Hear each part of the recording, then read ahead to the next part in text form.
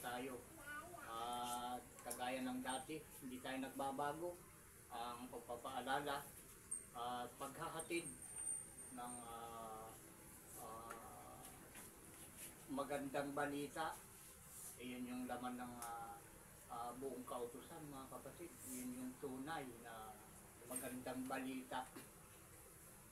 Walang iba kasing pinakamagandang balita kundi yung mga sinasabi ng ating Panginoong Jesus.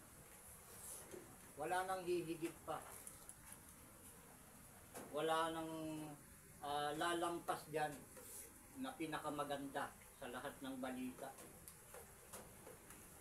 Yung mga utos, mga salita ng ating Panginoong si Isaw Ama na rin ay matatagpuan nyo lang, mga kapatid, dito sa palatuntunan ito.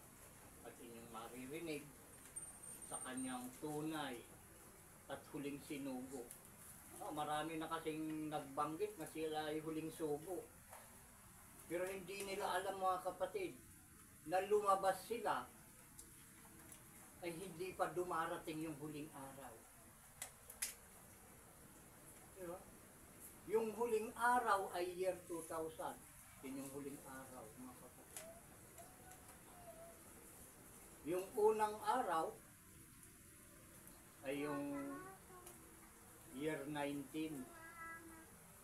Unang araw yan. Yung ikalawang araw ay 2000 yun.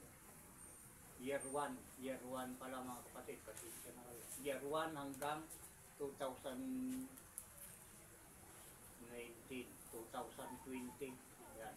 Yan natapos na tayo. 2020 tapos 2030. Huling araw na tayo, mga kapatid. At yung huling sugo, ayun ay lalabas lang sa huling araw, mga kapatid. Kaya nga sinabing huli. Dahil sa huling araw din lumabas.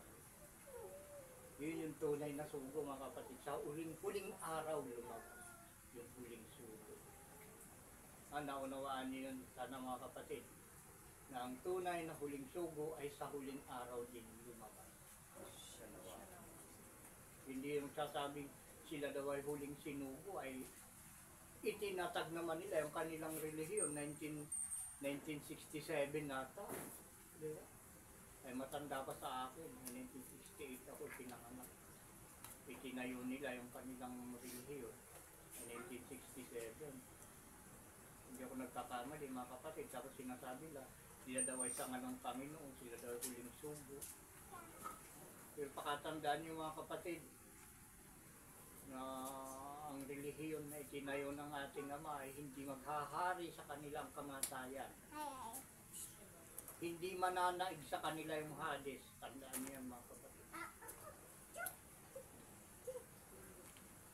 Dahil yun yung pangako ng ating Ama. Kapag sinasabi mo, kayo ang tunay na relihiyon, kayo ang tunay na sinugo, tapos namatay din kayo. Diba? Nagkahiwa-hiwalay, yung mga kamiyembro naglipat din sa iba. Dito yung tunay na naging miyembro dito, mga kapatid. Tunay na members dito ay yung may mga tatak at mitirintas na, mga kapatid. Yun yung mga tunay. Dahil tinatatakan ng ating Ama, linalagyan niya ng tanda ang kanyang mga pinili. Alam niyo yung mga pinili. Nakasulat yan sa Palipsis, mga kapatid. Meron siyang mga pinili na ano tawag doon, hinihiwalay niya dito sa ibabaw ng lupa. Bakit hiwalay, mga kapatid? Bakit nasabing hiwalay? Sapagkat sila ay hindi pinapahalagahan ng mga taga-sanglibutan. Kaya sila ay hiwalay. Hinihiwalay na sila ng Ama. Sila ay hindi pinapansin ng mga taga-sanglibutan. Binabaliwala sila. Sila man ay may kapatid, sila man ay may magulang o mga pinsan, hindi sila pinapansin at sila pinagtatawanan lang. Yun yung mga inihiwalay na ng ating Ama. Yun na yung kaniyang mga pinili. Tandaan yung mabuti yan. Dahil ang pinalulugdan ng ating Ama ay ang kanya ay yung mga bagay na sa tingin ng mga taga-sanglibutan ay walang kahulugan o walang kabuluhan. Tandaan natin mabuti yan mga kapatid. Tayo na naghahangad ng tama at totoo at dapat at makapagpapatibay. At ngayon ay buwan na tayo ng Agosto at Pitsa 2. At kung titingnan natin sa kalendaryo mga kapatid, tayo ay nasa unang Sabado na naman. Ito yung unang Sabat. Ito yung ating ipinangingilin, at dito sa araw na ito tayo nag-aayuno mga kapatid. Hindi tayo kumakain ng anumang linuto sa apoy sa ganitong araw mga kapatid. Ang kinakain namin ngayon sa kabuuan ng araw na ito ay yung mga niluto kahapon o nung Biyernes, dahil nga ay Sabado, ang unang Sabado. Dahil yan ay utos ng ating Panginoong si Isaw Ama. Huwag tayong lalabag sa utos mga kapatid, para tayo ay maging palaging kaaya-aya o nakalulugod sa paningin ng ating Panginoong si Isaw Ama. No? May live ba tayo? Yan, kaya sino mang nakikinig at paminsan-minsan lang nakinig ka noon at nung sumunod hindi ka naman nakinig, tapos ngayon makinig ka na naman. Ito yung pinakamabuting araw na dapat yung pakatutukan na pakinggan mga kapatid, itong programang ito. Dahil sa paningin ninyo, sa pakaramdam ninyo, ito walang kabuluhan. Darating ang araw at oras na ito inyong panghihinayangan mga kapatid, dahil hindi ninyo pinaniniwalaan ng mga nagdaang araw. Pero sa mga susunod na araw, sinasabi ko sa inyo, pag hindi kayo nakapasok dito, manghihinayangan ninyo ng mga oras na nagdaan sa inyong buhay ng panahon na dapat kayong makinig, maniwala at sumama sa programang ito ng ating Ama. Iyan ay itaganin nyo sa bato. Dahil sa bato talaga, pag itinaga mo yung isang taba, kailanman ay hindi mawawala yung taga na yun. Dahil yung bato mga kapatid, hindi yan na ano. Pag tinaga mo yan at kasugat, yan ay hindi yan maghihilom. Kaya may kasabihan na yung mga salita na dapat mong tandaan ay itaga mo sa bato. Dahil ang bato, inuulit ko, pag tinaga mo, yan ay hindi naghihilom. Nananatili yung pagkataga mo yun. Hindi yung kagaya nung sa puno ng kahoy na buhay, pag tinaga mo, pagdating ng ilang buwan na, diba, naghihilom yun. Magiging tilat, napapatag. Pero pag sa bato mga kapatid, kung anong taon mo itinaga yun, balikan mo sa mga susunod na taon o dekada, kung ikaw ay buhay pa, yung taga mo na yun, ganun mo pa rin madadatngan yun mga kapatid. Yun, kagaya nito, yung lahat ng naririnig nyo dito mga kapatid, ngayon, at sa mga susunod pang araw, at magpawalang hanggan, magpakailan pa man, ito hindi magbabago, na sinasabi ko sa inyong lahat, may paghuhukom. Sinawa. At ang lahat ng nakikinig at sumusunod sa mga palatuntunan na naririnig ninyo mga kapatid, hindi sila madadamay sa paghuhukom. Yun yung madali ang salita lang. Kung kayo man ay nakaranas o nakakita kayo ng mga relihiyon na nagsasabi na pag hindi kayo pumasok sa amin, kayo hindi maliligtas. May nagsasabi na dyan, hindi kayo makakapunta sa langit pag hindi kayo dadaan sa akin. May mga ganon. Maraming relihiyon na nagsasabing ganon mga kapatid. Dahil yun ay paraan ng dyablo na pag lumabas yung tunay ay huwag na ninyong paniwalaan.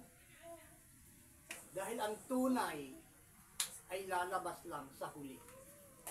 Sa huling araw. Tandaan nyo mga kapatid, kung kayo nagbabasa ng Biblia, Tandaan nyo yung salita ng ating Panginoong si Isa na may mga mahuhuli na siyang mauuna at yung mga nauna sila yung mahuhuli. Mahuhuli sila. Hindi nila makikita ang mukha ng ating Panginoon si Isa. Dahil nandun sila sa huli. Dahil ang makakita lang ay yung nasa unahan. Tama ba? Hindi tama. Tama ba? Mali. Ang makakakita lang nung nasa harapan ay yung nauuna. Ang makakakita ng bukhaan nung nasa harapan ay yung nauuna, mga kapatid. Kaya may mahuhuli na sila yung mauuna. At yung mga nauna, sila ngayon ang mapupunta sa huli. Sa likod. Sa nawa. At muli, binabanggit ko sa inyo mga kapatid, sa lahat ng reliyon, kahit magtanong kayo, mag-research kayo, kami ang pinakahuli. Ito ang pinakahuli sa lahat ng reliyon mga kapatid. Paniwalaan niyo man yan reliyon. Yan ay totoo at nararapat ninyong malaman. Ngayon, sa inyong lahat ng mga walang sawang nakikinig sa programang ito na ating Panginoong si Isa o Ama, saan man kayo naroroon, anuman ang inyong katayuan sa buhay, anuman ang inyong itsura, anuman ang inyong kulay, sa inyong lahat, ang biyaya, awa ng ating Ama sa pamamagitan ng Espiritu ng kanyang panganay na anak na si Isa na ating Panginoon at ating Hari ng mga hari ay sumainyo nawang lahat. Siya nawa. Siya nawa.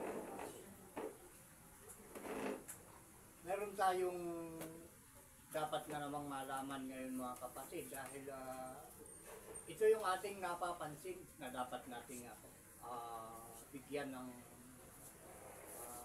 karagdagan na mga paliwanag at kaalaman, ikaalam ng mga makikinig. Dahil mapansin nyo mga kapatid, simula pa noon na dito sa sanglibutan ang kaugalian ay, di ba, pag panahon ng eleksyon, di ba? Yung maaamoy mo pa lang na mayroong eleksyon sa susunod na taon, mabalitaan mo dahil ang nagdidesisyon naman yan, gobyerno, di ba mga kapatid? Kung kailan mag-i-eleksyon, barangay eleksyon, saka din sa mga local election, may presidential election, may tawag bang ganun? May mga may mga nakaset yan na taon eh. Kung kailan magkakaroon ng eleksyon sa barangay, o sa bayan, o sa buong bansa, presidente o ano-ano. Naiisip yan. Ngayon, yung takbo ng mga tao na tinatansya nila, nakaya nila, dahil sila ay karamihan mga nagtapos ng abogado o kaya ay ilang beses ng nagsipag-aral, iba-ibang kurso na yung mga natapos.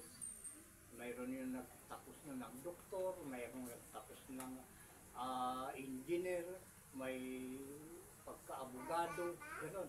Na yun nasasabihin, pag nalaman ng mga tao na ganito, ako may pinag-aralan ng iba't ibang uri ng kurso ang natapos ko, malamang pag pinaliwanag ko sa tao at ako'y tumakbo ng mayor o kaya ay congressman, siguro ibubuto nila ako.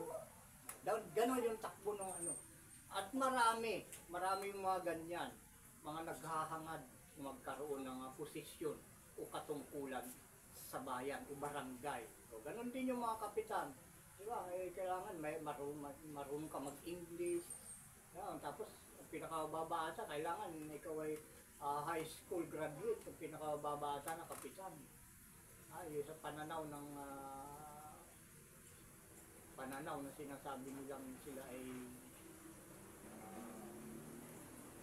dapat tingalain dahil mataas ang pinag-aralan. Yun yung pinag-aagawan mga kapatid, di ba? Tungkulin o kapangyarihan. Dahil pag may tungkulin ka kasi isang barangay, para kang may kapangyarihan nun, di ba? O bayan, mas lalo na kung bayan na. Dahil pwede ka mag-utos sa mga kabarangay mo, kung o kababayan mo, kung ikaw ay kapitan o mayor, saka ginagalang ka. Dahil ikaw ay may tungkulin. Kaya malinaw, kapangyarihan ang hinahangad. Hindi yung pagiging mayor o pagiging kapitan ang hinahangad. Dahil tingnan niyo mga kapatid, ay si Presidente, yung Presidente natin ngayon ay talagang ano yan, sinasabi ko sa inyo, inaalalayan yan ng ating Panginoong Isa. Dahil nakikita ko na halos lahat ng mga desisyon niya ay naaayon sa ipinag-uutos ng ating Ama. Kahit hindi niya alam yung 10 utos, dahil nararamdaman ko hindi niya alam, pero dinadala siya ng ating Ama sa kanyang kagustuhan ng ating Ama. Doon dinadala ng ating Panginoong Isa o Ama ang isip ng ating Presidente ngayon, ang Presidente natin ngayon, 2025. Kailan siya umupo? At si Bongbong Marcos. Yan ang ating Presidente ngayon. Kitang-kita naman natin at naririnig natin sa balita yung kanyang mga desisyon at ginagawa. Yung mga hindi gumagawa ng mabuti na kanyang mga kaalyado ay pinagtatatanggal niya, di ba? Lahat ng gumagawa ng mabuti, yun yung kinukuha niya. Pinananatili niya. Yung gumagawa ng kabaluktutan, tinatanggal niya. Diba? Napakaganda, di ba mga kapatid? Nakakagawa ng mabuti sa bayan at sa kanyang mga kababayan. Yun yung kanyang pinapahalagahan ngayon. Kaya ngayon, medyo kailangan magising. Magising yung mga naghahangad naman ng katungkulan na yan. Na sila ba ay kaya nila na tumupad o gampanan yung kanilang magiging tungkulin kung sila ay tatakbo man at sila ay mananalo o ibubuto. Dapat tansyahin nila yung sarili nila kung kaya nilang gampanan. At tayo rin naman ng mga bumubuto sa kanila. At hindi naman pag-isipan no, yung bang ibubuto natin na may kakayanan din na tumupad ng mga palatuntunan at mga batas na inilalatag. Wala ba silang halong pangdadaya o pangluloko sa kapwa o pangliligaw? May ganun ba? Kung may ganun ba silang abilidad na kaya-kaya nilang panghawakan na kung ano yung tama at nararapat na paramihin sa ibabaw ng kanilang nasasakupang barangay o bayan. Alam niyo mga kapatid, ang dapat natin paramihin ay ang paggawa ng mabuti sa ating kapwa. Unang-una, sa paningin ng ating Panginoong si Isa o Ama. Yun ang dapat natin paramihin sa araw-araw. At hindi naman talaga kabuuan, hindi naman talaga dapat paramihin, kundi panatilihin. Dahil yung mga salita at utos ng ating Ama ay naka-steady na yan, hindi na pwedeng dagdagan o bawasan. Tama ba tayo, mga kapatid? Na hindi na dapat paramihin, panatilihin na lang. Kaya nabanggit natin paramihin dahil araw-araw dapat gawin. Makumpleto. Hindi kagaya na puro kulang. Araw-araw manatili tayo na tinutupad. Kumpleto, kumpletuhin natin. Mga utos na natin. Yun yung sana ang dapat nating hangarin ngayon. Hindi yung basta na lang uupo nang hindi inaalam kung ano yung kanilang gagawin. Dahil yung upuan ng pagiging mayor o presidente o kapitan man ay yung pag-upo na hindi ka naman nararapat din sa upuan. Ayan ay ikasisirang puri mo rin. Dahil panahon ngayon ng kabutihan mga kapatid, tandaan natin mabuti yan. Panahon ngayon ng paggawa ng mabuti. Yung paggawa ng masama ngayon, napakadali ng gantihan ng ating ng kasamaan din. Dahil sa ginagawa nating masama, ay masama din yung balik sa atin.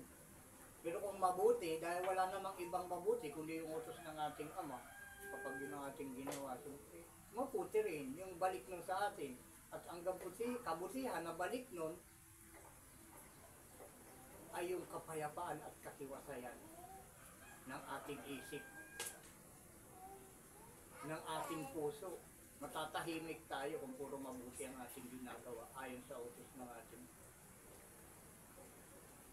Huwag na nating hanga din yung karoon tayo ng tungkulin na kung ano-ano. Maliban na lang kung talagang ipagtutulakan kayo ng tao na ikaw nga talaga o mapusto sa gano'n. Huwag na tayo mag-apply. Ang dami kasi nag-a-apply eh. Ang dapat din sanang masunod ay yung magbibit-bit sa'yo pamunta ron kung ilan sila. Dahil boto nga eh, boto ang kailangan. Ilan sila. Hindi yung ikaw na lang mag-a-apply. Pipilit mo. Maglalagay ka. Ha? Bibigay ka ng buwanan, daily o weeklyhan. Iboto mo lang ako, bibigyan kita ng 500 linggo-linggo. May mga nangyaring ganon. So kalilipas lang ang eleksyon. Saka lang sila lumabas na nagbibigay ng kung ano-ano dahil tatakbo na mayor o konsyal. May mga ganon. Saka lang sila papakita ng ganon pagtatakbo. Kaya huli na yung lahat pagka ganon mga kapatid. Karamihan ng mga ganon hindi nananalo.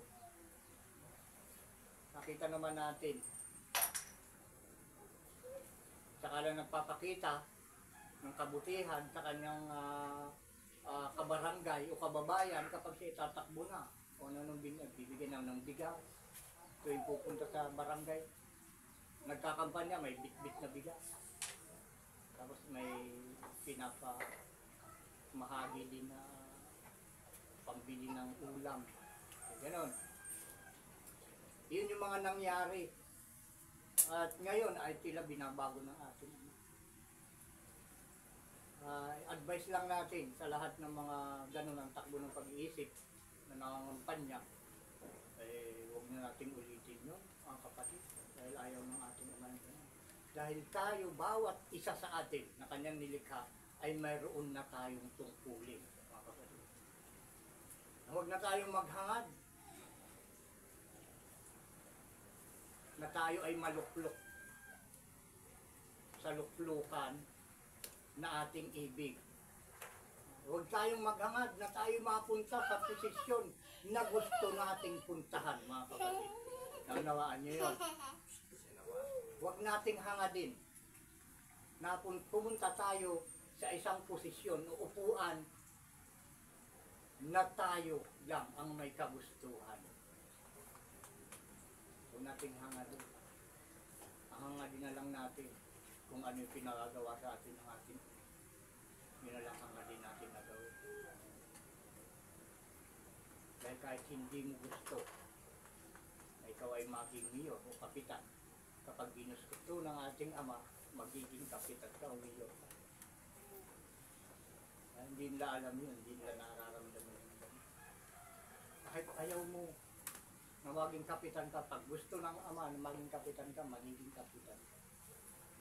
Iba kasi dyan, interesado, maging kapitan, maging konsyal. Hindi naman sila karapat-dapat sa ganung posisyon, kaya hindi sila nananalo. Ngayon, sinasabi natin mga kapatid, lahat tayo, mayroon na tayong kanya-kanyang posisyon na ibinigay ang ating. Mayroon na tayong katungkulan. Sabihin ng mga nakikinig, imposible, may katungkulan tayo. Para malinaw sa inyong pakikinig mga kapatid, tayo ay magbasa ng Biblia. At ituturo niya sa atin na tayong lahat ay mayroong katungkulan. Yun na lang ang dapat nating panghawakan. Yun ang ating hangarin mga kapatid. Yung tungkulin na yon. At ito'y malalaman niyo mga kapatid, yung tungkulin na yon, yun ay buo, walang bawas. Buong buo, nakatungkulan. Simulan natin doon sa mga kapatid, sa Efeso, sa 10 hanggang 17.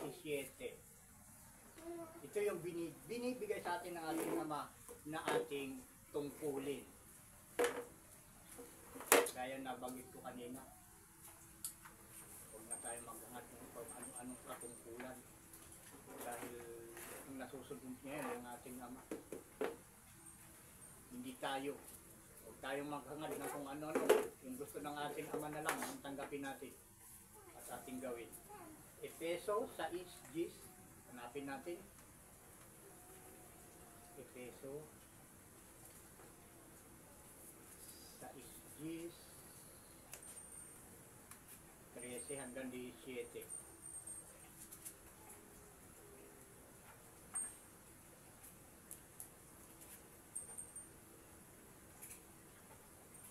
Kuha na natin. Ginawa. Hanggang 17. Pakinggan natin mabuti mga kapatid. Dahil paulit-ulit natin binabanggit, ang pinakamahalaga sa programang ito ay ang makinig. Kaya magbasa tayo at tayo ay makinig mga kapatid. Nasa aklat ng Efeso 6:10 hanggang 17. Sa katapos-tapos ay magpakalakas kayo sa Panginoon. Alam niyo yung katapos-tapusan mga kapatid, yun yung huling araw. Yun yung katapusang araw, yung ikatlong araw, yun yung isang araw. Ulitin natin. Sa katapos-tapos ay magpakalakas kayo sa Panginoon. At sa kapangyarihan ng kanyang kalakasan, magbihis kayo ng buong kagayakan ng Diyos upang kayo'y magsitibay laban sa mga lalang ng Diablo. Sapagkat ang ating pakikibaka ay hindi laban sa laman at dugo, kundi laban sa mga pamunuan, laban sa mga kapangyarihan, laban sa mga namamahala ng kadilimang ito sa sanglibutan, laban sa mga ukol sa espiritu ng kasamaan, sa mga dakong kaitaasan. Yung mga tungkulin nyo, yung kaitaasan. Dahil dito magsikuha kayo ng buong kagayakan ng Diyos upang kayo'y mga katagal sa araw na masama. At kung magawa ang lahat ay magsitibay. Magsitibay nga kayo na ang inyong mga baywang ay may bigkis na katotohanan, na may sakbat na baluti ng katuwiran. Alam niyo, yung balakang natin kailangan daw ay may bigkis ng katotohanan. Alam, ibig sabihin kasi ng balakang yung ating lakas. Dahil ang lakas ng tao ay nasa balakang. Pag mahina na yung balakang mo, di ka na makatayo. Ang lakas, ang kalakasan natin ay magbigkis ng katotohanan. Walang ibang katotohanan kasi mga kapatid, kundi yung buong kautusan. Yun yung katotohanan dahil utos eh. Ano mga kapatid? Yun ang ating ibigkis sa ating baywang upang tayo maging malakas at magsakbat ng baluti ng katuwiran. Magsakbat, ibig sabihin ay magbuhat tayo. Isakbat natin, ay ilagay natin sa ating pasanin natin, ating balikat ang katuwiran. Alam mo yung katuwiran, yun yung pagtupad ng utos ng ating Panginoong si Isa o Ama. Pag tinupad mo ang kanyang utos, yan ay matuwid mga kapatid. Yun yung katuwiran natin isakbat. Yung pagtupad ng kanyang utos. Sana naunawaan nyo. Sa 15 na tayo. At ang inyong mga paa ay may pangyapak na paghahanda. Tama ba? Ng ebanghelyo ng kapayapaan. Yung mga yapak daw ay magkakaroon. Ay yung mga yapak ay ang mga paa ay may pangyapak na paghahanda sa ebanghelyo ng kapayapaan. Yung bawat hakbang natin ay magiging payapa kapag tayo ay sumusunod sa buong kautusan. Magiging payapa ano man ang ating lugar na pupuntahan. Sa 16, bukod dito ay taglayin ninyo ang kalasag ng pananampalataya na siyang ipapatay ninyo sa lahat ng nangagniningas na sulugi ng masama. Sulugi. Suligi? Sulugi. Suligi. Suligi. Hindi ko batid mga kapatid. Kung ano yung suligi? Suligi. Ayan, i-research na lang natin kung ano ibig sabihin ng suligi ng masama. Masama ba? Suligi ng masama. Yun yung ipampapatay natin.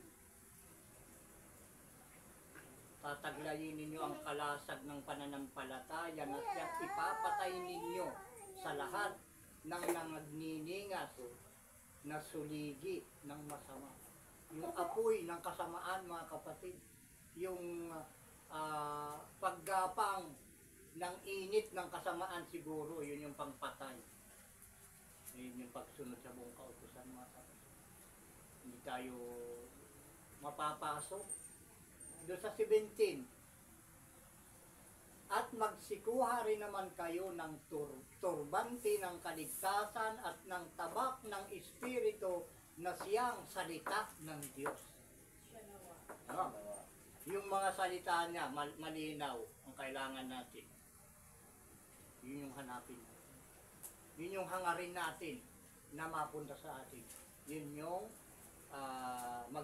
kunin natin, magsikuha rin naman kayo ng turbante ng kaligtasan. Alam niyo ibig sabihin ng turbante? Parang yung corona. Turbante, parang corona. Turbante ng kaligtasan at ng tabak ng Espiritu na siyang salita ng Diyos. Yun yung dapat nating kunin. Hindi yung kung ano nung hinahangad natin, maging kapitan, pinakamababa, konsyal. Yung iba, maging tanod nga lang, ayun yabang na. Diba? Palagi na lang nakahubad araw-araw. Pumutanod. May ganyan, mga kapatid. Palagi ka pa yung kili-kili maglakad. Dahil tanod dyan. Yan mo, yung mga ganong hangarin. Ang kailangan pala, yung mga salita ng Diyos, ng ating Amang, kailangan lang kunin ng tao. Magsikuha rin naman kayo ng turbante ng kaligtasan at ng tabak ng Espiritu na siyang salita ng Diyos. Yun, ang dapat kunin, mga kapatid. At pag nakuha natin ito, tayo ay naroon ng mataas at buong katungkulan, mga kapatid. Pag nakuha natin yun. Maikli lang ating mensahe ngayon. Tingnan nyo, mga kapatid, yung kabuuan ng tungkulin natin ay ito. Yung kunin natin yung salita ng ating Panginoong si Isaw Ama. Panatilihin natin sa ating isip at puso, mga kapatid, upang lumabas sa ating bibig at makita sa ating mga ginagawa sa araw-araw. Dahil pag ito'y nanatili sa ating puso, ang mga salita ng ating Panginoong si Isaw Ama ay lalabas sa ating bibig. Dahil kung ano ang laman ng ating puso, yun yung lalabas sa ating bibig. At ito, mga kapatid, bilang panghuli, nakabuuan ng ating tungkulin o katungkulan ay ating mababasa sa Ecclesiastes 12:13. Atras tayo, Ecclesiastes o mga ngaral at ang tawag doon. Tingnan natin kung nasaan.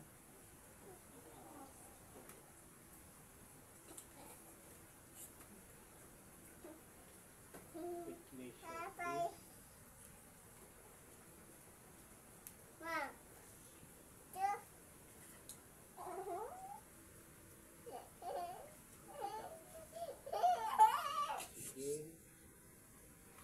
Ayun, bago Isaias.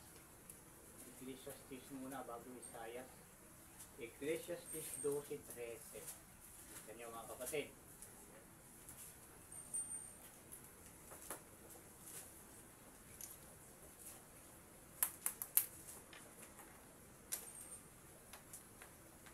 Dapat natin kunin ay yung pagkabanggit kanina ay yung mga salita ng Diyos. Yun ang ating dapat hangarin, makunin, mga kapatid. Di ba malinaw, binabanggit sa atin yun, na yun ang dapat unahin at kunin yung mga salita. Na yun yung turbante ng kaligtasan. At bilang panghuli, ando sa Ecclesiastes 12:13, kung nakuha na ninyo. Basahin na natin mga kapatid. Ito ang wakas ng lahat ng bagay. Lahat ay narinig. Ikaw ay matakot sa Diyos. Tingnan mo, Diyos na naman. At sundin mo ang kanyang mga utos, sapagkat ito ang buong katungkulan ng tao. Kita mga kapatid, may buong katungkulan na ang tao. Yung tayo ay matakot at sundin ang utos ng ating Panginoong si Isaw Ama. At lahat ng yan mga kapatid ay dito nyo maririnig. Hindi na tayo magtatagal mga kapatid. Dahil sa mensahe niyan ay tayo ay pansamantala muli ay maghihiwa-iwalay. At sa ganitong oras at araw din ay tayo ay magkikita-kita. Kaya sana meron kayong napulot at naunawaan na mga salita ng ating Ama sa oras at araw na ito. Kaya sa inyong lahat ng mga nakikinig at walang sawang sumusubaybay at nagnanasa na sumunod sa utos ng ating Panginoon si Isaw Ama, muli natin babanggitin sa inyo ang biyaya, awa at kapayapaan ng ating Ama sa pamamagitan ng Espiritu ng kanyang pangalan na anak na si Isa na ating Panginoon ng mga Panginoon at ating Hari ng mga Hari. Muli ay sumainyo na ang lahat. Siya nawa at siya nawa. Mga kapatid, pakinggan pa ninyo ang patutuo.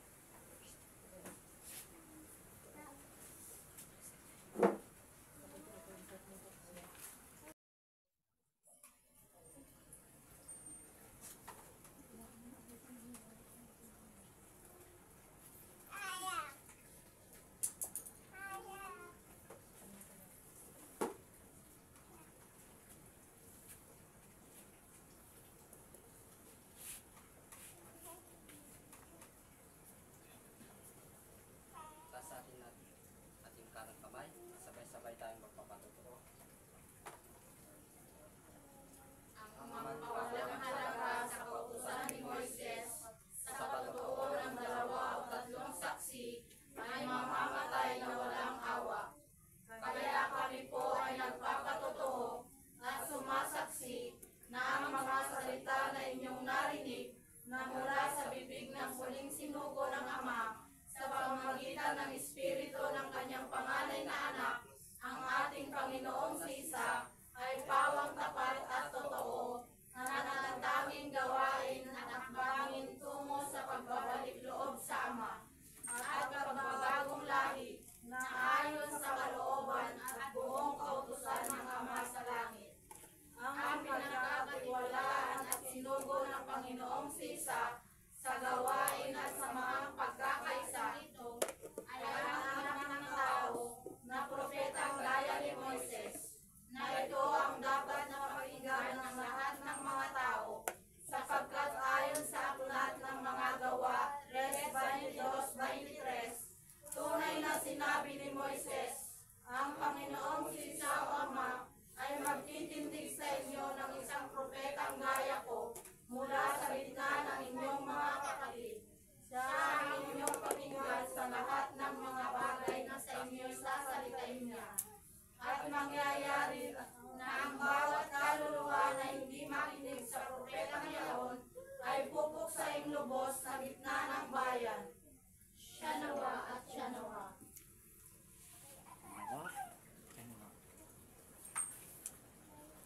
Yan, at magbati na tayo ng pagbati mula sa Ama ng Kapayapaan, Katiwasayan, sa Ama ng Kapayapaan.